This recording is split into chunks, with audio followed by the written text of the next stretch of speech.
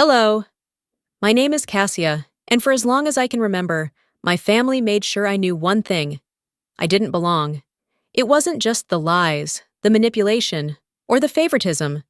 It was the way my father looked at me like I was a burden, the way my sister smiled every time she got away with something at my expense, the way my mother tried to protect me, but never enough to actually stop it.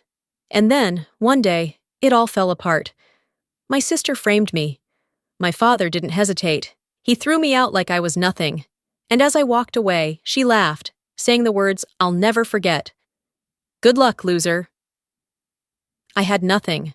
No home, no safety, no family to turn to. But what they didn't know was that in just a few days, everything would change. Because karma has a funny way of coming back around. What happens when the people who betrayed you finally get what they deserve? When the mother who once stayed silent decides to fight back. The house on Meadowbrook Lane had always looked inviting from the outside. A classic two-story, painted a soft shade of blue, with white shutters and a perfectly manicured lawn. It was the kind of place that neighbors admired, the kind that suggested warmth and love within its walls. But for me, it had never been a home. I stepped out of my car, gripping the handle of my suitcase a little too tightly. The weight of old memories settled on my shoulders the moment I looked up at the front door.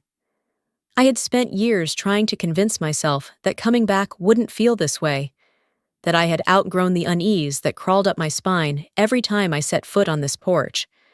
But it was always the same. I took a slow breath and stepped inside. The scent of lavender and polished wood filled the air, familiar but suffocating. My mother, Serafina, was in the kitchen, humming softly as she prepared dinner. She turned at the sound of the door, her expression brightening with relief. "Cassia, sweetheart, you're here." Her embrace was warm, the only true comfort I had ever known in this house. But before I could fully sink into it, I heard another voice, light, sing-song, and laced with just the right amount of false surprise. "Well, well, look who finally decided to grace us with her presence." Ophelia. I turned to see her standing in the living room, perched on the armrest of the couch, like a queen surveying her kingdom. She had always been beautiful, effortlessly charming, the kind of woman who could make a room gravitate toward her without even trying. And she knew it. "Still dressing like a corporate drone, I see," she mused, eyeing my navy blazer and pressed slacks with thinly veiled amusement. I ignored her, setting my suitcase down beside the stairs. "Where's Dad?" The question barely left my lips before his voice rang from the study. "Cassia!" Magnus Calloway emerged, his presence as imposing as ever. He was a tall man, built like he had been carved from stone, with sharp features that softened only for Ophelia. He barely looked at me before gesturing toward the dining table. "Sit. We need to talk." A sinking feeling settled in my stomach, but I obeyed. I had spent a lifetime following his orders, after all. Ophelia trailed after us, a smirk dancing on her lips. She slid into the chair across from me, resting her chin on her hand like she was about to enjoy a performance. Then, with a perfectly executed pout, she said, "Cassia broke my laptop." I blinked. "What?" "My MacBook." She tilted her head. "The one Dad bought me last month. I found it cracked this morning." I let out a sharp breath, trying to suppress the immediate surge of frustration. "I didn't touch your laptop, Ophelia." But she was already turning to Magnus, her voice laced with practiced disappointment. "She was in my room last night. Maybe she knocked it over and didn't notice." Magnus barely hesitated. His gaze locked onto me, cold and unreadable. "Is that true?" I felt the anger rise in my chest, the same anger I had swallowed down my entire life. "No, it's not. I wasn't anywhere near her room." Serafina stepped forward, concern etched into her features. "Magnus, you can't just assume—" "I don't assume," he cut her off sharply. "I know when someone refuses to take responsibility for their actions." His eyes bore into mine, as if daring me to argue. "You need to be more careful, Cassia. If you can't respect other people's property, you'll have to face the consequences. I clenched my fists beneath the table. And what consequences are those? He leaned back, folding his arms. No more access to the family accounts. You're on your own financially. I stared at him, disbelief slamming into me. You can't be serious. Ophelia gave a tiny, satisfied shrug. Oh, I'm very serious, Magnus said. Maybe this will finally teach you some accountability. The injustice of it all made my pulse hammer in my ears. But I had been here before, fighting a battle that had already been decided before I even stepped onto the field. There was no point. I pushed back my chair and stood. Fine. Without another word, I turned and walked out. I didn't stop until I reached the backyard, the crisp evening air cooling my heated skin. I took slow, measured breaths, trying to force my emotions back into place. My phone buzzed in my pocket. I pulled it out, expecting a message from my assistant at work. Instead, it was my boss. I hesitated before answering. Hello? Cassia. His voice was sharp. I just got out of a meeting with the partners. The email with the quarterly reports never went out. A cold dread settled in my stomach. That's not possible. I sent it last night. No, you didn't. His voice was edged with disappointment. You're up for a promotion, Cassia. This kind of mistake doesn't reflect well on you. I stopped, realization crashing over me. Ophelia. I had asked her to forward the email while I was on a client call. She had smiled and said she would, and now I closed my eyes. Look, my boss sighed. I'll try to smooth things over, but don't let this happen again. The call ended. I stood there, gripping my phone so tightly my fingers ached. She had done it on purpose, and she wasn't done yet. That evening, my colleagues came over for a small gathering, something I had planned for weeks. It was meant to be a chance to connect outside of work, a way to solidify my relationships with the partners before they made their decision about my promotion. But the moment we sat down, Magnus took the opportunity to humiliate me. She's always been a little scatterbrained, he said, smirking as he swirled the whiskey in his glass. Bright, sure, but never quite as sharp as she thinks. Ophelia laughed lightly, eyes glinting with amusement. I felt my throat tighten. My colleagues exchanged uneasy glances. I wanted to argue, to stand up for myself, but the words felt stuck. This was how it always went. I had spent my life fighting for respect in this house, but no matter what I achieved, no matter how hard I worked, they would never see me as anything but the girl who was never quite good enough. I excused myself early, my appetite long gone. Lying in bed that night, staring at the ceiling, the realization finally sank in. Nothing would ever change. Maybe it was time to finally walk away. I didn't expect my world to collapse overnight, but then again, I should have seen it coming. The morning sun filtered through my blinds, casting streaks of light across my room. My body felt heavy, drained from the humiliation of last night. I had barely slept, replaying my father's words, Ophelia's smirk, the quiet looks of pity from my colleagues. I had spent my whole life trying to prove I was worth more than the way they treated me. But no matter how hard I fought, they never saw me as anything more than an afterthought. My phone buzzed on the nightstand. I reached for it, my heart clenching at the sight of my boss's name flashing on the screen. A voicemail. I sat up, took a deep breath, and played it. Cassia, look, I hate to do this over the phone, but the partners made their decision. Given the email issue and the missed deadline, they've decided to go with someone else for the promotion. It's nothing personal. You're still a valuable member of the team, but we need someone who can be more reliable under pressure. I barely heard the rest. My mind was already spiraling. The promotion was gone. The thing I had worked for, sacrificed sleep for, bled my energy into, ripped away, all because of one missed email. An email that I had asked Ophelia to send. I gritted my teeth, shoving the blankets aside and storming out of my room. Ophelia was in the kitchen, sipping coffee like she hadn't just sabotaged me. She glanced up lazily as I approached, her lips curling in amusement. You knew, I said, voice low and shaking. She blinked, feigning innocence. Knew what? I slammed my phone onto the counter. That email, the one I told you to forward, you didn't send it. She tilted her head, tapping a manicured nail against the rim of her mug. Oh, that. Oops. Oops. My hands curled into fists at my sides. That mistake just cost me my promotion. She sighed, setting her mug down. Cassia, you really need to stop blaming other people for your failures. It's getting old. A sharp laugh escaped me, bitter and incredulous. You think this is funny? Before she could respond, my father's voice cut through the room.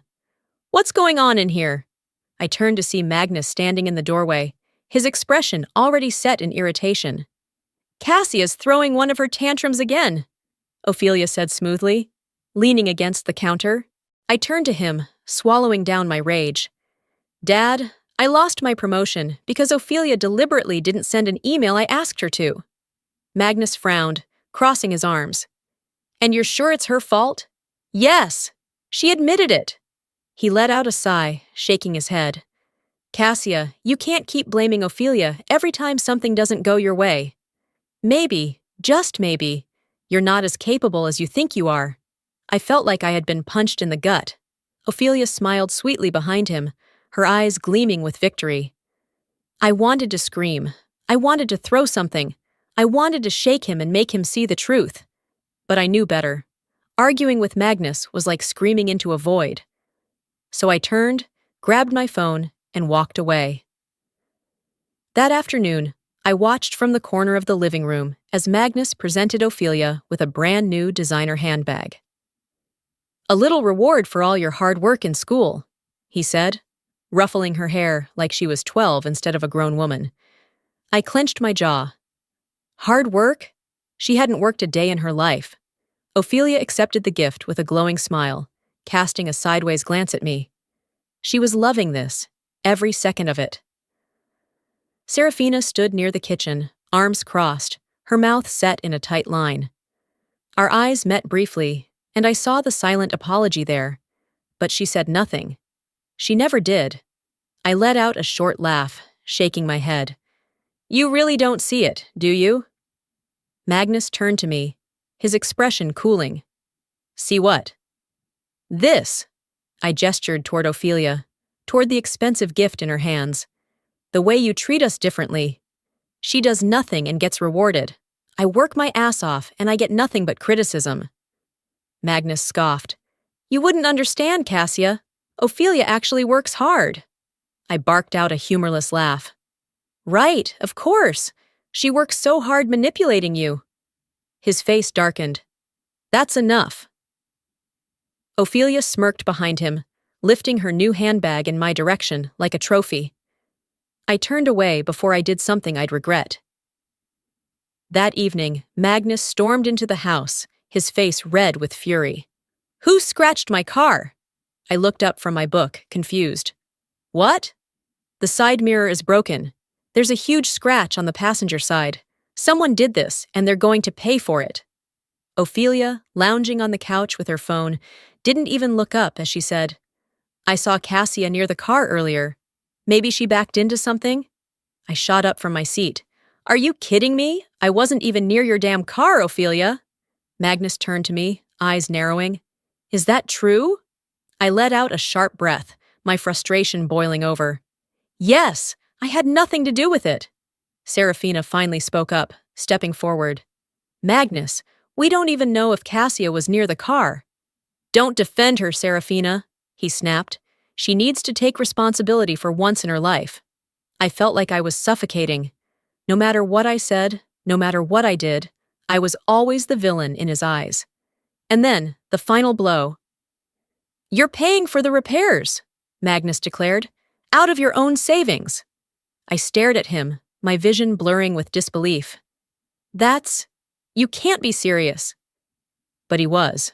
He always was. That night, I sat on the edge of my bed, staring at my half-packed suitcase. I should leave. I should just walk out that door and never look back. I had the means to do it. I had a good job, my own money. The only thing holding me here was the idea that someday things might change, that if I worked hard enough, proved myself enough, maybe, just maybe, he would finally see me. But tonight, I realized something I should have known a long time ago. It didn't matter.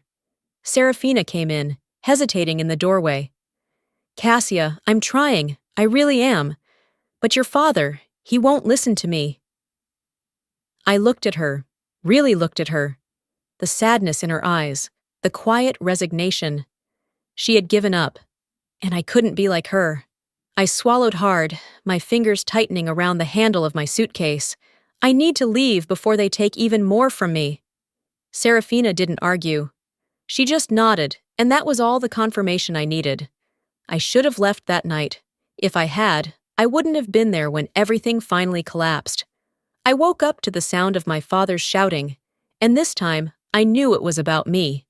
The walls of the house seemed to shake with his fury, his deep voice cutting through the morning stillness like a blade. I sat up abruptly, my pulse already racing. The argument downstairs was familiar. Too familiar. But this time, there was something sharper, something final in his tone. I swung my legs over the bed and hurried to the doorway. The moment I reached the top of the stairs, I saw them. Magnus stood in the middle of the living room, his face red with rage. His hands were clenched into fists at his sides, and his jaw was so tight I thought he might break his teeth. Serafina stood a few feet away, worry etched deep into her features. And then there was Ophelia, standing just behind him, her arms crossed, her expression an eerie mixture of concern and satisfaction. "She stole it!" Magnus's voice thundered through the house. "My watch! My Rolex is gone!" My stomach dropped. I didn't need to hear the rest. I already knew where this was going. "I told you." Ophelia's voice was soft, measured. She reached out, lightly touching Magnus's arm like she was trying to calm him. "I saw Cassia near your office last night. I didn't think much of it at the time, but now—" She let the words trail off, letting the implication sink in. My father turned toward me, his fury snapping to a new target. "You!" I felt the weight of his gaze like a physical force. "You think I'd steal from you?" I asked, my voice steady, though my hands had started shaking. "Don't play innocent." Magnus's eyes burned with accusation. "That watch was in my office yesterday. This morning it's gone. And now Ophelia tells me she saw you lurking around." I laughed bitterly. "Lurking? Are you serious?" Ophelia gave me a small, pitiful shrug. "I didn't want to believe it either, Cassia, but it just makes sense, doesn't it?" Magnus took a step closer, his fists tightening. "Tell me where it is." "I don't have it." My voice rose, my breath coming faster. "I never touched your damn watch, Dad. This is just another one of Ophelia's games, and you're falling for it like you always do." Serafina stepped in then, placing a hand on Magnus's arm. "Magnus, please, let's not do this." But he shook her off, his face darkening. "Number? No more excuses.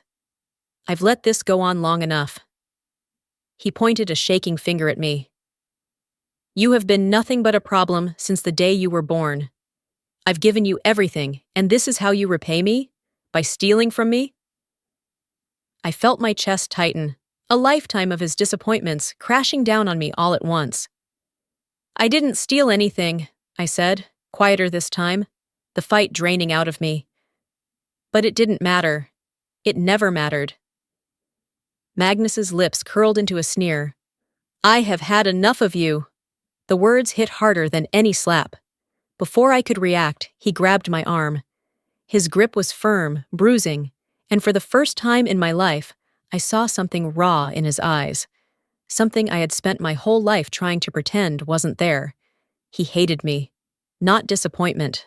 Not frustration. Actual hatred. "You're done here," he said, his voice low and final. Ophelia, standing just behind him, watched with amusement. She had won, and she knew it. I yanked my arm free. "You're making a mistake." Magnus didn't blink. "Number. The mistake was keeping you in this house for so long."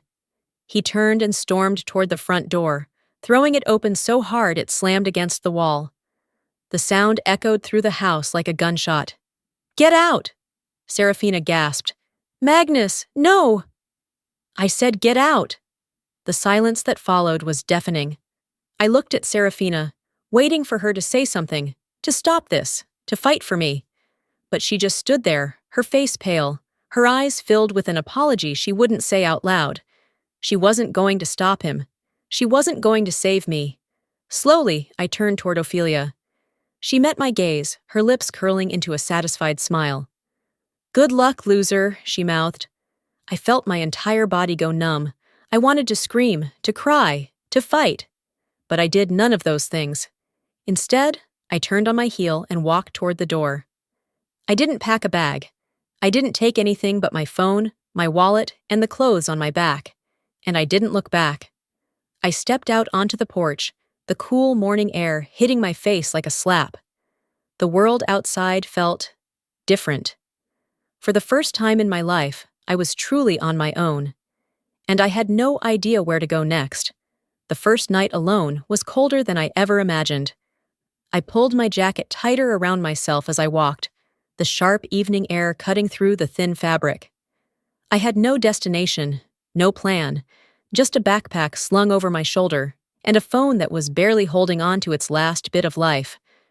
The streets of Houston were quieter than usual, the occasional headlights flashing past me as I wandered aimlessly. I pulled out my phone, my fingers stiff from the chill, and checked the screen. 1% battery. No missed calls, no texts, not even from Mom. I swallowed down the lump rising in my throat. Part of me had hoped, just a little, that she would reach out, that she would fight for me. But hours had passed, and silence had been my only answer. I glanced at the $20 bills in my wallet. $40. That was all I had. A motel was out of the question. If I wanted to make it through more than one night, I had to be smart about what I spent.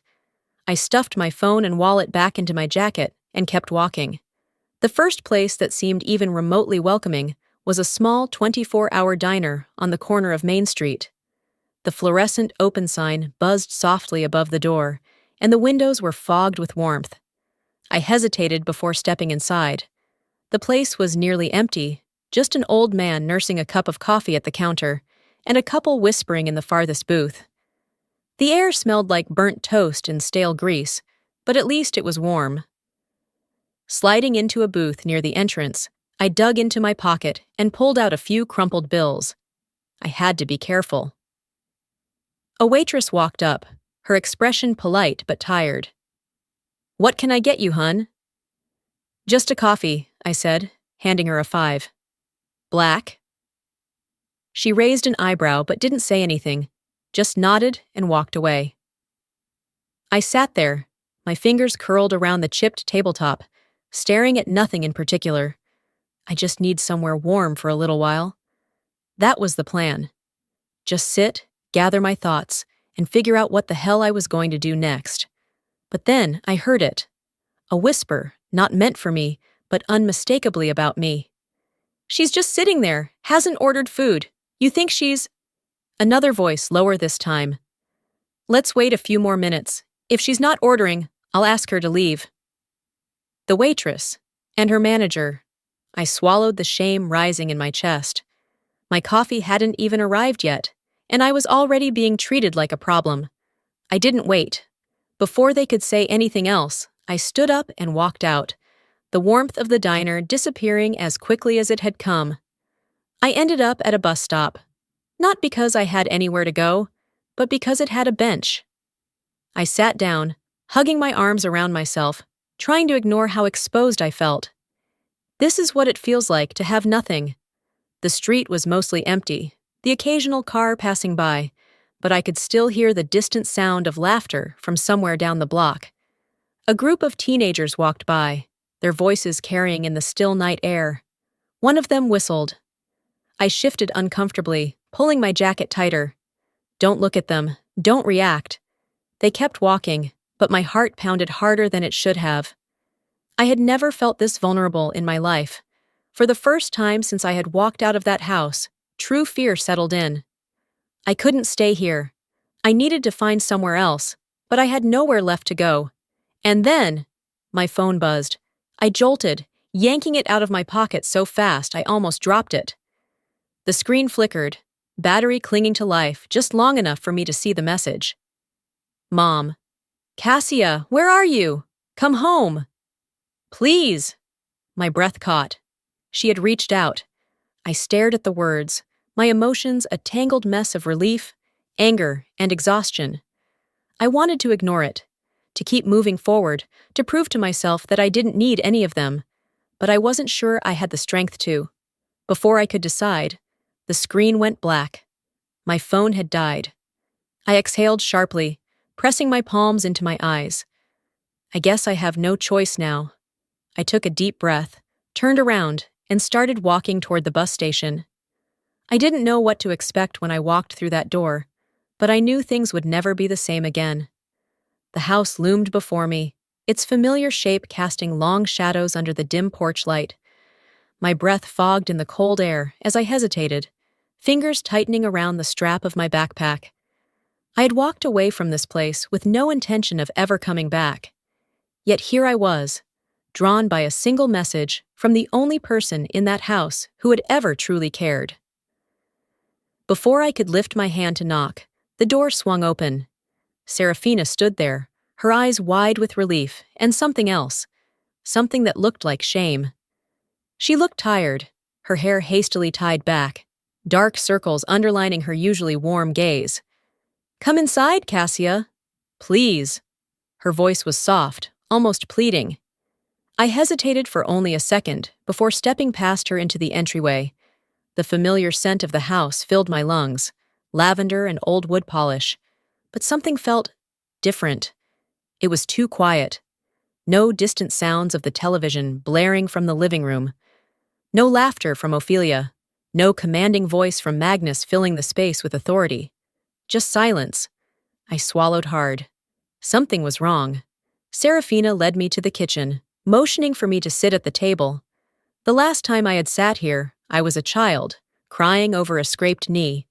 Back then, my mother had placed a bandage on my leg, kissed my forehead, and promised me everything would be okay. I wasn't a child anymore, and she couldn't promise me that now. She placed a steaming mug of tea in front of me, sitting down across the table. Her hands trembled slightly as she folded them together.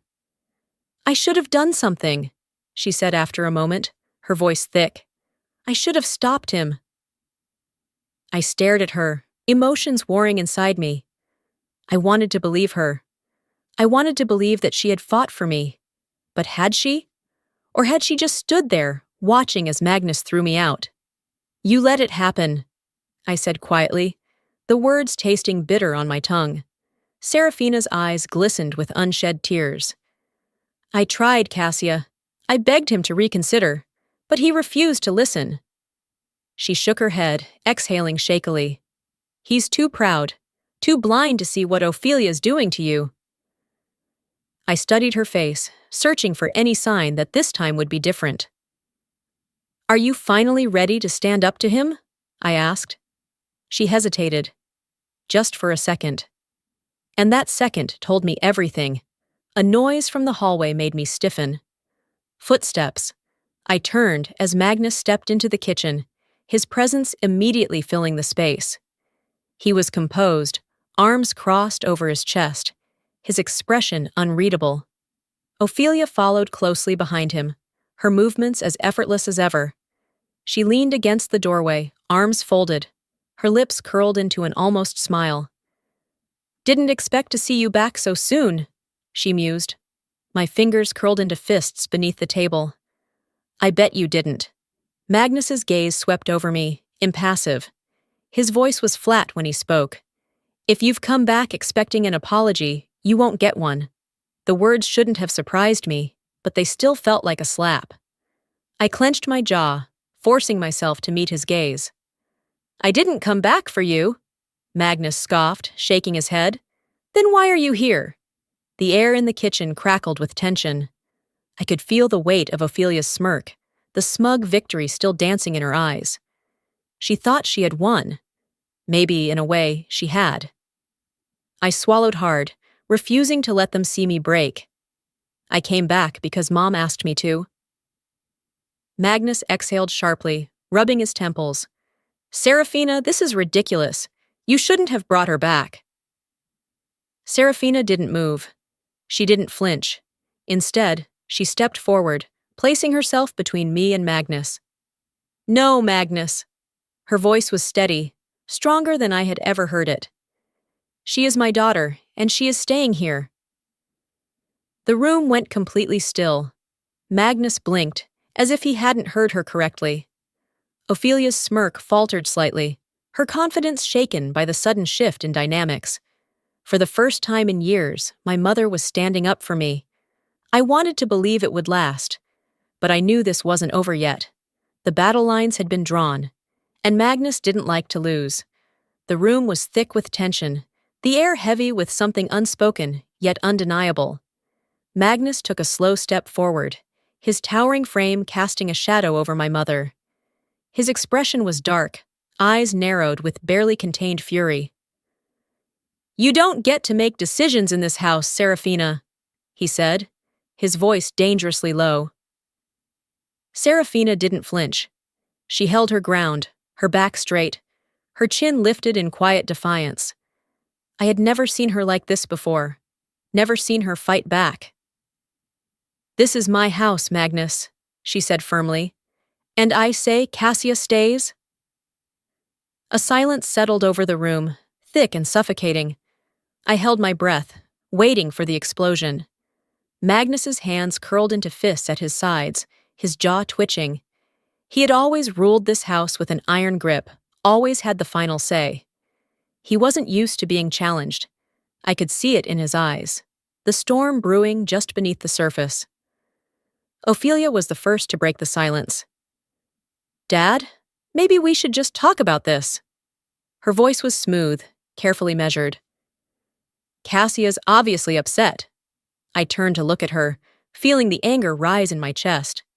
Of course, she was playing the peacemaker now, pretending to be the reasonable one. But I knew better. This was just another one of her games. Serafina, however, wasn't fooled anymore. You've done enough, Ophelia, she said, her voice sharp. You and your father have controlled this family for too long. Ophelia's expression faltered for the briefest second. Just a flicker of something behind her eyes. Something that looked an awful lot like fear. This isn't over, Mom, she whispered. I watched the mask slip just for a moment. For the first time, Ophelia wasn't in control, and she knew it. Then Magnus slammed his hand against the kitchen table. The sound was like a gunshot, shattering the tense silence. I flinched, my breath catching in my throat.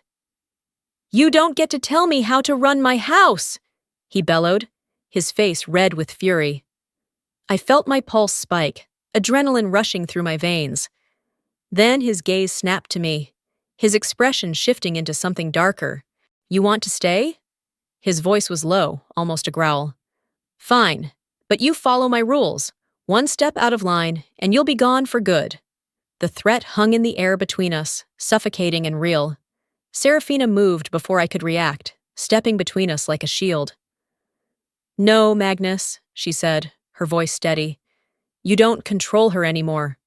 Magnus's nostrils flared, his eyes wild, but something had shifted. For the first time, he wasn't the one calling the shots. I swallowed, my heartbeat hammering in my ears. This was it. The moment everything truly changed. I took a step forward, my voice steady despite the storm raging inside me. You're right, Dad, I said, each word slow and deliberate. This is your house. His expression flickered with something unreadable. But it's not my home. The words sliced through the air like a blade. Magnus's face hardened, but he didn't speak. I turned to my mother. Mom, if you really mean what you said, then prove it. Serafina's breath hitched. Her fingers curled into fists at her sides. Then, slowly, she turned back to Magnus. She met his eyes, her voice calm but unwavering. I will. The next morning, Mom made an appointment with a divorce lawyer. I found her sitting at the kitchen table, a cup of coffee in front of her, untouched. Her phone was still in her hand, her fingers hovering just above the screen, as if she were considering undoing whatever she had just done. I hesitated before stepping closer. "Mom?" She looked up at me, her face unreadable. Then, with a breath that seemed to release years of held tension, she said, "I made the call. I have an appointment this afternoon." I stared at her, the words taking a second to sink in. "You're serious?" A small, humorless laugh escaped her. "I should have done this years ago." I sat down across from her, searching her face for any hesitation, any sign that she was wavering. There was fear in her eyes, but underneath it, something stronger. Resolve. Magnus had no idea what was coming. The rest of the morning passed in tense silence. Mom kept busy, cleaning, organizing drawers, folding clothes that didn't need folding. I could see it in the way she moved, the restless energy of someone standing at the edge of a cliff, waiting for the right moment to jump. I didn't say much. What was there to say? Ophelia, however, was watching. She always did. By noon, she finally spoke. "Mom, is something going on?" Serafina barely glanced up from wiping the already clean countertop. "It's nothing you need to worry about." But I saw the way Ophelia's eyes narrowed. She didn't like being kept out of the loop. "Really?" she pressed, her voice laced with suspicion. "Because you've been acting off." Serafina met her gaze, calm and unreadable. "I'm just tired, Ophelia, that's all." For once, Ophelia didn't seem convinced. She lingered in the doorway a second longer before walking away, but I caught the flicker of something behind her carefully constructed mask. Paranoia. She felt it. The shift. And for the first time, she had no idea what was coming next. That evening, the door swung open, and Magnus walked in. I was in the living room when I heard it, the slight pause in his footsteps as he crossed the threshold. He knew. Something was wrong. He set his briefcase down with a little too much force. "What's going on?"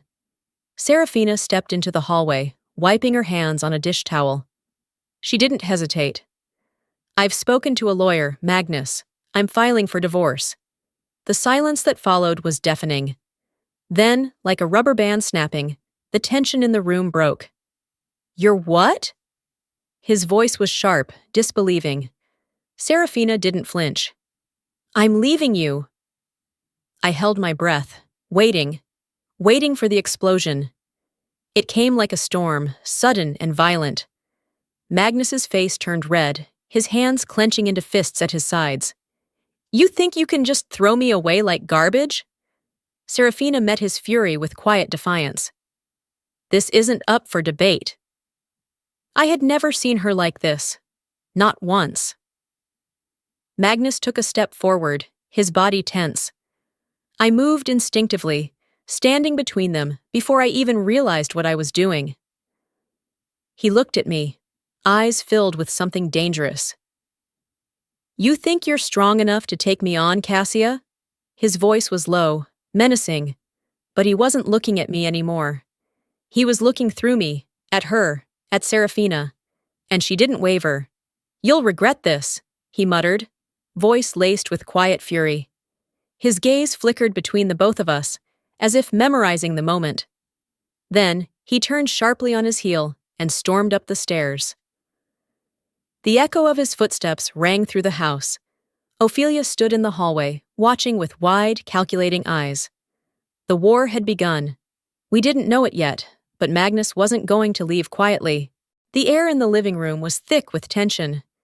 Magnus stood in the center, pacing like a caged animal, his jaw clenched so tightly I thought his teeth might crack. His hands trembled, not with fear, but with barely contained rage. Serafina stood firm, her arms crossed, her posture unnervingly calm.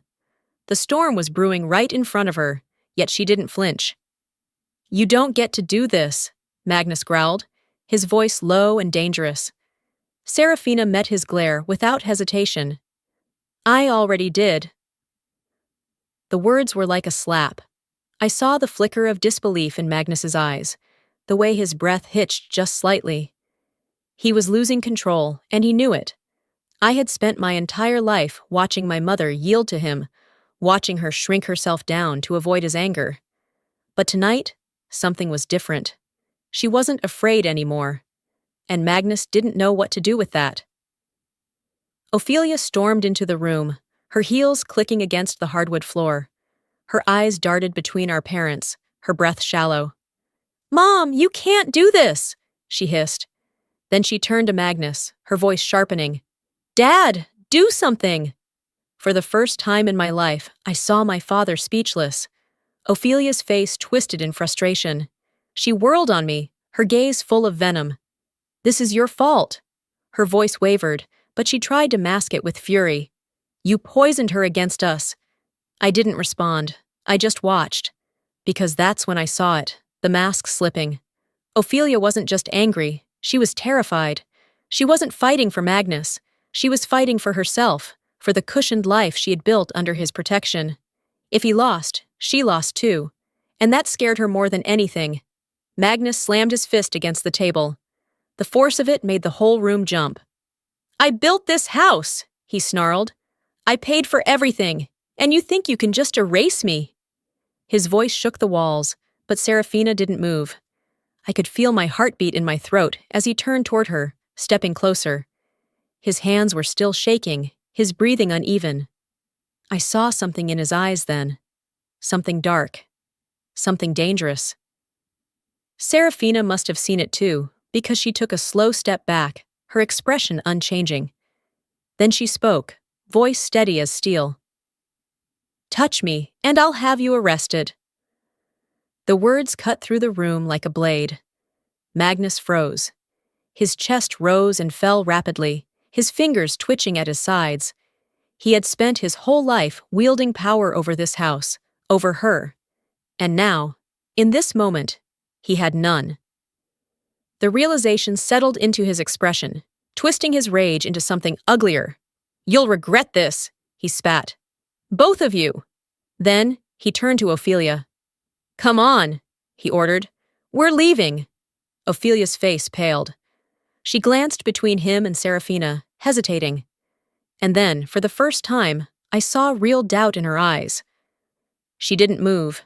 Magnus let out a sharp breath, disgust flashing across his face. He turned and grabbed his coat, heading for the door without looking back. He walked out alone. The front door slammed behind him, rattling the walls. And as the silence settled over the house, I knew one thing for sure. He'd be back. And when he returned, he wouldn't be coming to talk.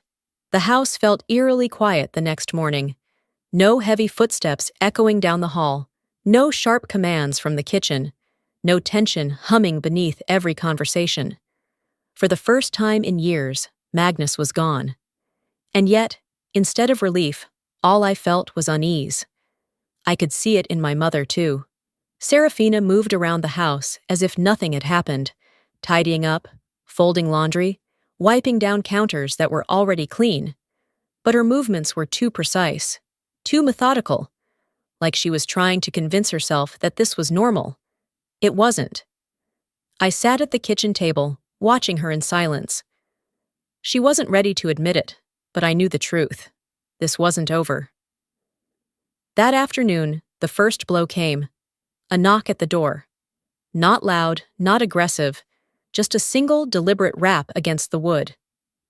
Serafina's hands tensed around the dish towel she had been wringing. I stood up instinctively, something cold settling in my stomach. She walked to the door, hesitated for only a second, and pulled it open. A man in a suit stood on the porch, a folder in his hand. "Mrs. Calloway?" he asked. Serafina straightened. "Yes." He handed her the envelope. "You've been served." I heard the sharp inhale of her breath as she took it. The door closed behind her, and she walked back into the kitchen in silence. She set the envelope on the table and slowly opened it. Her face remained unreadable as she skimmed the pages, but I saw her hands tighten just slightly. Then she exhaled. "He's contesting the divorce." I swallowed hard. "What else?" "He wants the house," she said simply. I felt my stomach drop. "He's trying to ruin you."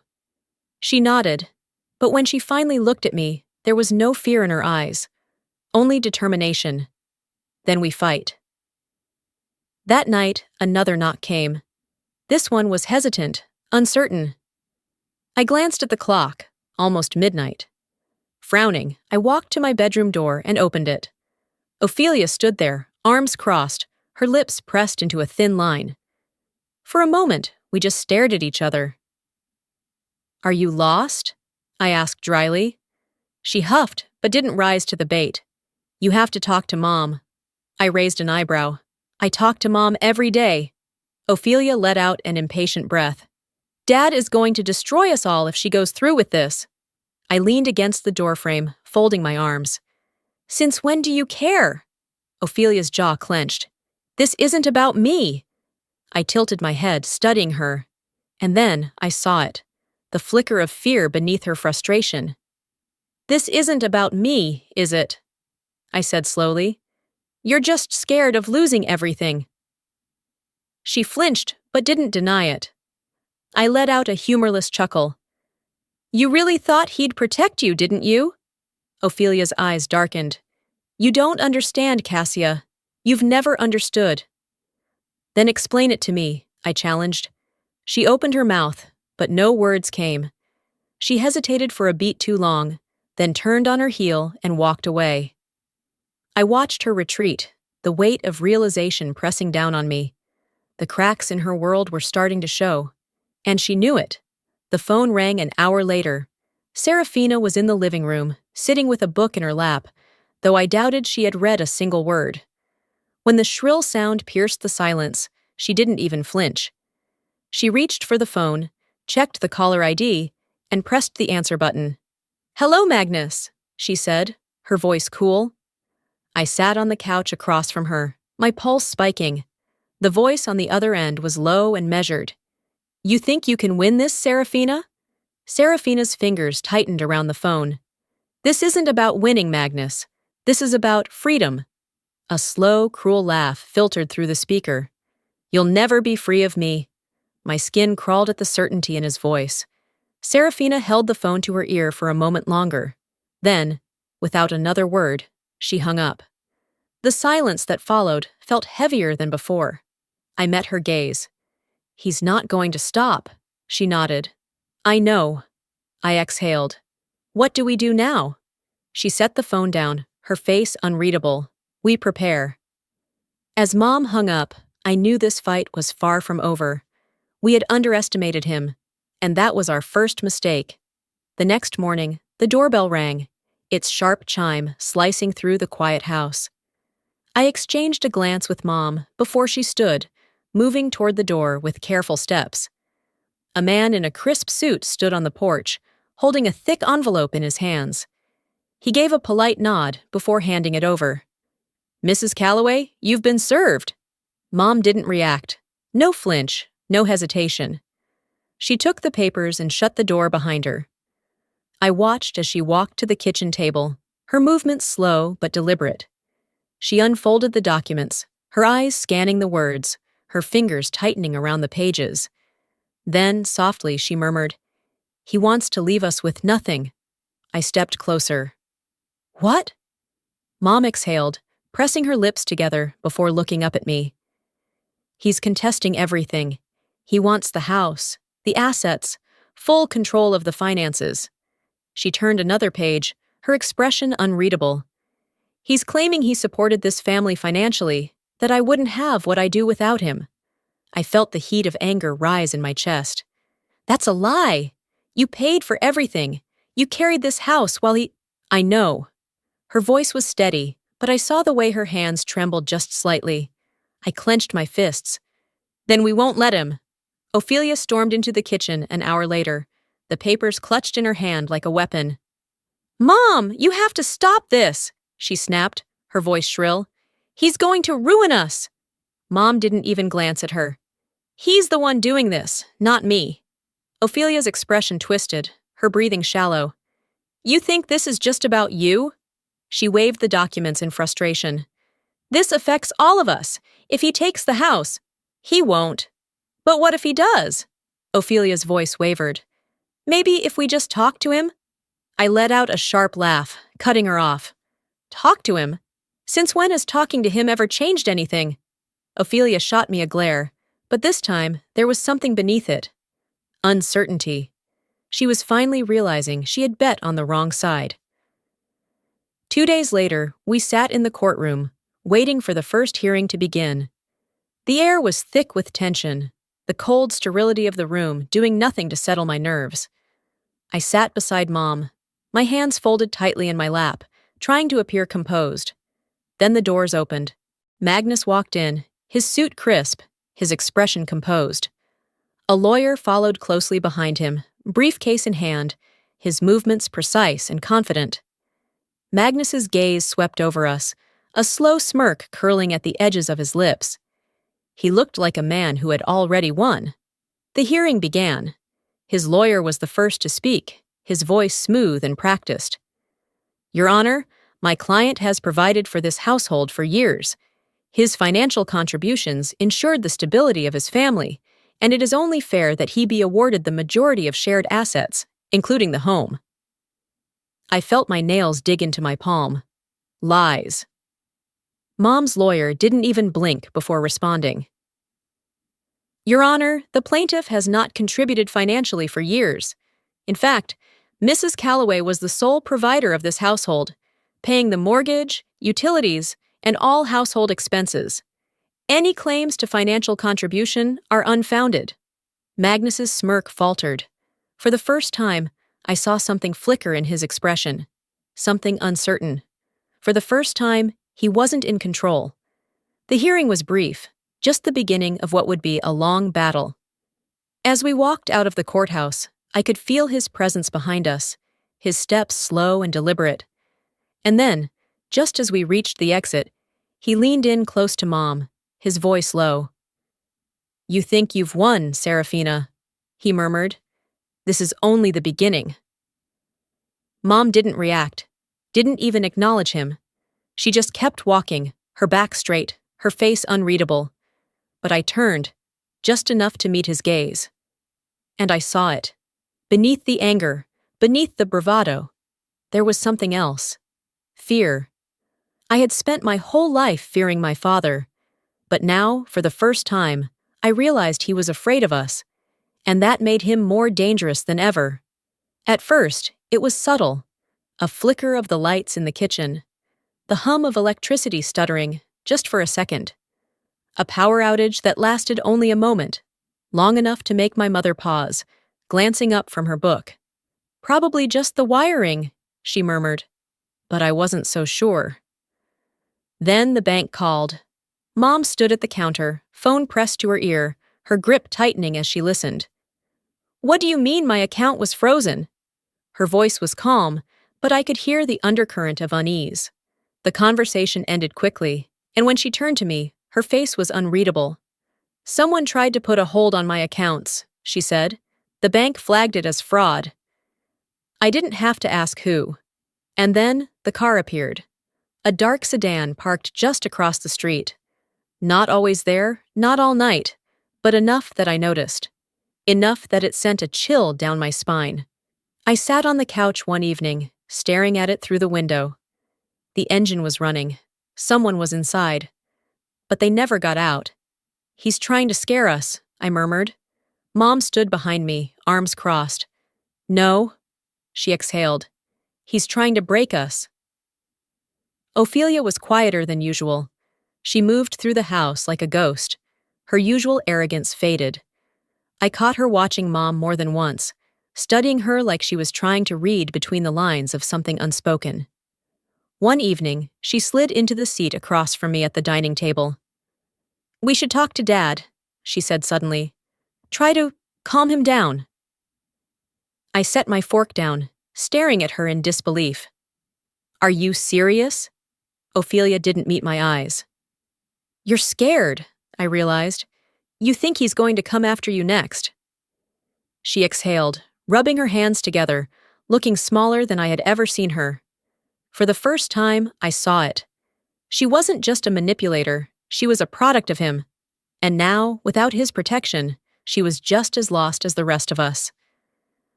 The pounding on the door woke me in an instant. I bolted upright, my heart hammering. It was nearly 2 a.m. Another loud bang echoed through the house. I threw off my blanket and rushed to my window, peering down. My stomach turned to ice. It was Magnus. Serafina was already in the hallway when I stepped out, her face pale but composed. "Don't open it," she whispered. The pounding continued. "You think you can take everything from me?" Magnus's voice boomed through the door, raw with fury. I pressed myself against the wall, my breath shallow. Then, bang! Glass shattered somewhere downstairs. Mom flinched, then grabbed her phone, dialing. "I'm calling the police!" Magnus laughed from outside, a dark, guttural sound. "You think they can protect you?" I swallowed hard, my pulse racing. This wasn't going to end with words. By the time the police arrived, Magnus was gone. They took our statements, glanced at the shattered window, and nodded solemnly as Mom filed for a restraining order. But we all knew it wouldn't stop him. Ophelia sat on the couch, staring at the shards of glass scattered across the floor, her face unreadable. For the first time, I saw true fear in her eyes. I turned to my mother, my voice quiet but firm. "We have to end this. Before he does. Because if we didn't stop him now, we might not get another chance." And Magnus was about to prove exactly how far he was willing to go. The morning after the attack, the house felt different. Not just because of the shattered window or the cold breeze that snuck in through the temporary plastic covering. It was something else, something heavier.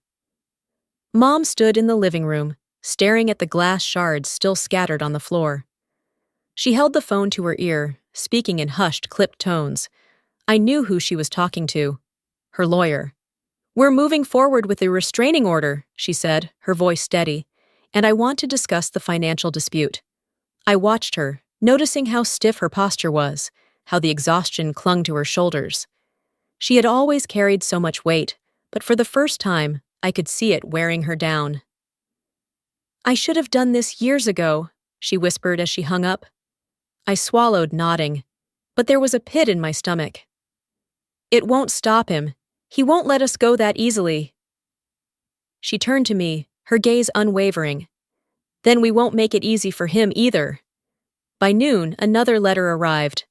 I saw the official-looking envelope before Mom did. My stomach twisted as I picked it up from the mailbox, my fingers tightening around it. The return address was from Magnus's lawyer. Another attack. Mom took the envelope from me, her expression unreadable as she tore it open and unfolded the papers. Her eyes moved across the page, and then, just for a second, I saw it. The flicker of unease. "He's demanding financial compensation," she murmured. I frowned. "What?"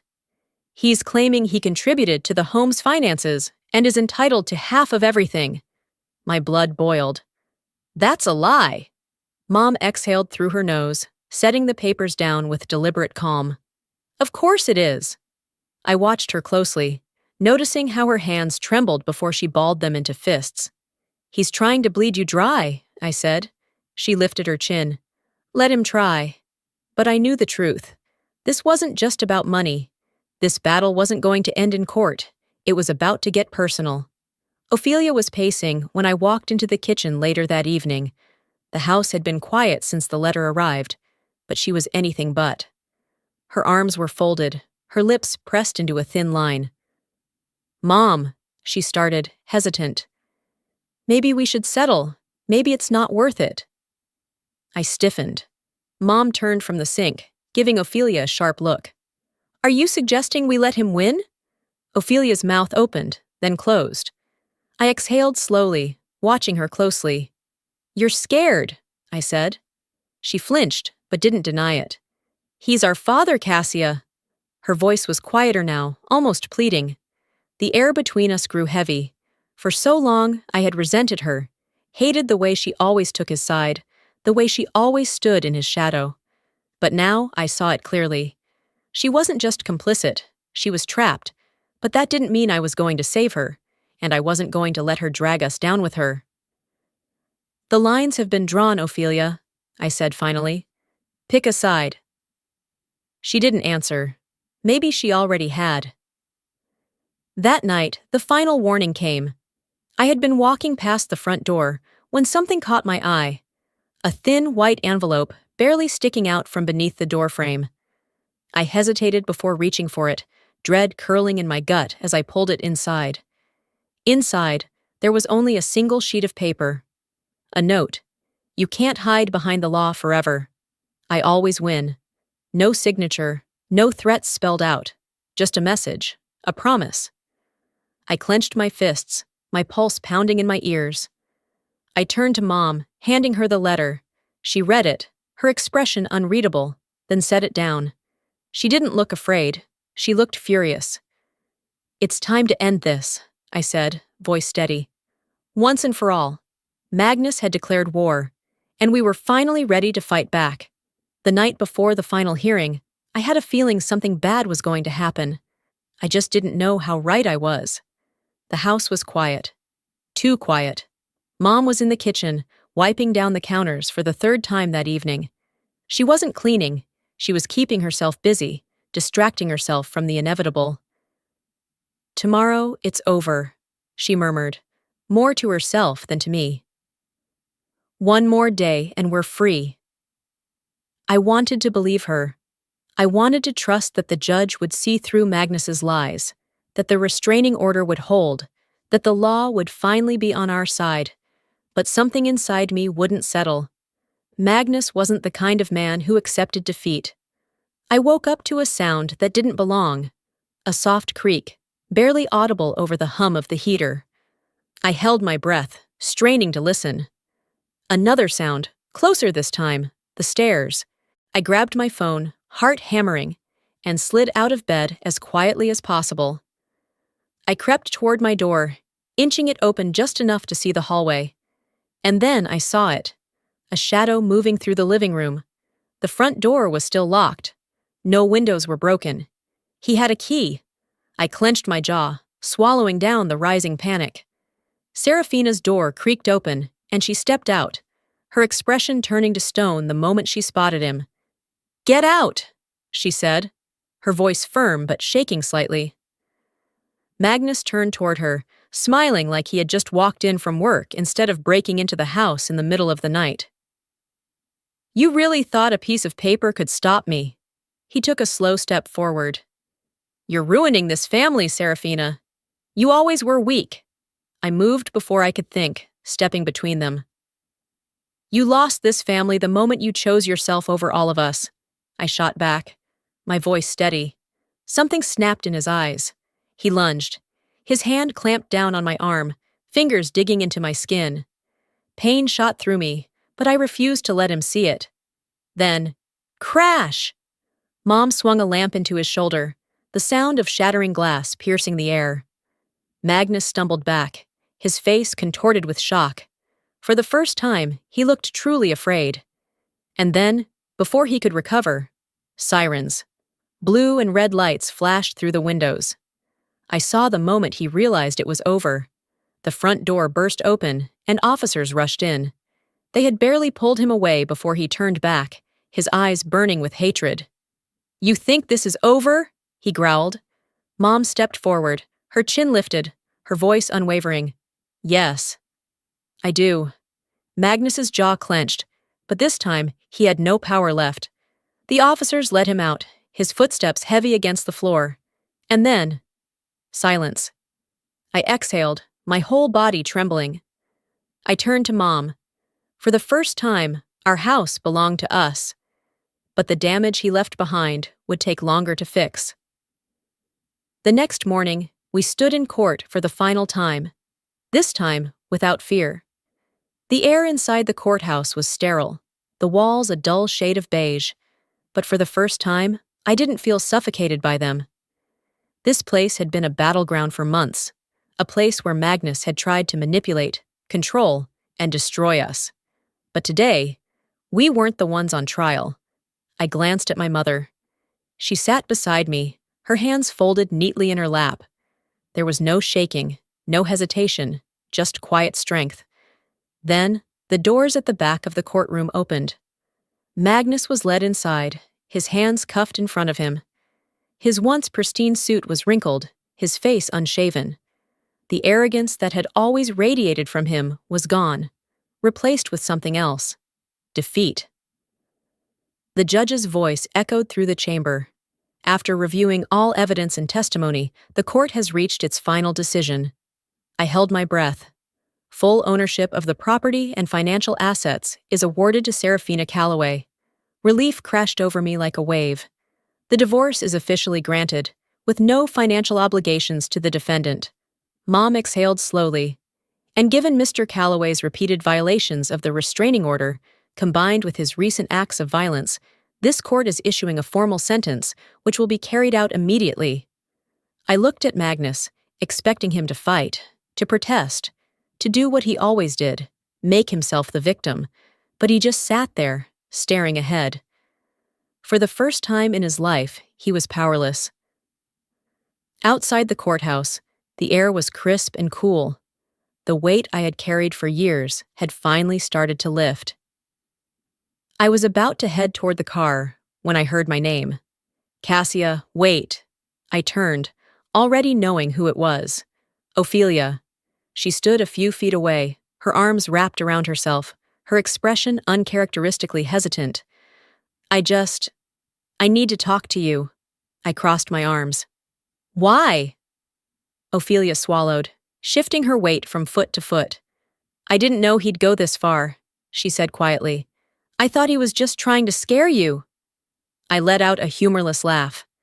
You thought he was scaring us for fun? She winced. She hesitated. I don't want to lose my family. Something in me tensed, waiting for the anger, the resentment, the years of pain to surge forward. But I felt nothing. You already did. Ophelia's lips parted, but no words came. She knew it was true. For once in her life, she had to face the consequences. I turned away, walking toward the car without looking back. The house felt different when we stepped inside. Lighter. I stood in the middle of the living room, taking it all in. The same walls, the same furniture, the same space that had once felt like a cage. But now, for the first time, it felt like something else. Ours. Mom handed me a cup of coffee, sitting beside me on the couch. So, I murmured, staring at the quiet sunlit room. What now? She smiled. A small, tired, but real smile. Now, she said, we live. For the first time in my life, home wasn't a prison. It was exactly what it was supposed to be, ours. But even as we tried to move forward, the ghosts of the past weren't ready to let us go. The house was quiet. Too quiet. A week had passed since the court ruling, since Magnus had been taken away, since the war had officially ended. And yet, every time the floor creaked or the wind pushed against the windows, my body tensed, waiting for something that wasn't coming. Mom and I fell into a new routine: morning coffee in the kitchen, the absence of whispered arguments behind closed doors, the relief of knowing that no one was lurking just around the corner, waiting to strike. It should have been peaceful. It should have been freeing. But instead, it felt empty. Mom caught me flinching one evening when a car door slammed outside. She didn't say anything at first, just watched me with quiet understanding. It's going to take time, she finally murmured. I nodded, but deep down, I wasn't sure if time would ever be enough. The knock on the door came on a Thursday afternoon. I almost didn't answer it, but something in me knew. When I pulled the door open, Ophelia stood there. She looked different, not the perfectly polished, immaculately composed version of herself I had grown up with. She looked small, tired. For a long moment, neither of us spoke. Then, finally, she said, I don't have anywhere else to go. I exhaled, 1,000 responses flashing through my mind. And what do you expect me to do about that? And that's my problem. How? And you had a place. You chose to burn it down. But instead, all I said was, Why are you here, Ophelia? She swallowed hard, shifting on her feet. I don't know. I don't know who I am without him. Her voice cracked on the last word. Magnus. She wasn't here for redemption. She wasn't here to undo the past. She was here because, for the first time in her life, she had no one to hide behind. I didn't invite her in right away. Instead, I leaned against the doorframe, arms crossed, watching her like I had never really looked at her before. I'm not going to forget what you did, I said finally, and I don't know if I'll ever forgive you. She nodded, the weight of those words settling in. I don't deserve it anyway, she murmured. Silence stretched between us. Two sisters who were never really sisters. After a long pause, I pushed the door open just enough to let her step inside. Not because I trusted her, not because things would ever be okay between us, but because, for the first time, she wasn't pretending. Maybe this wasn't an ending. Maybe it was just the in-between. No matter how much we tried to outrun it, the past would always be a part of us.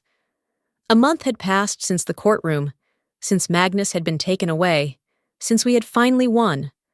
Life without him was different.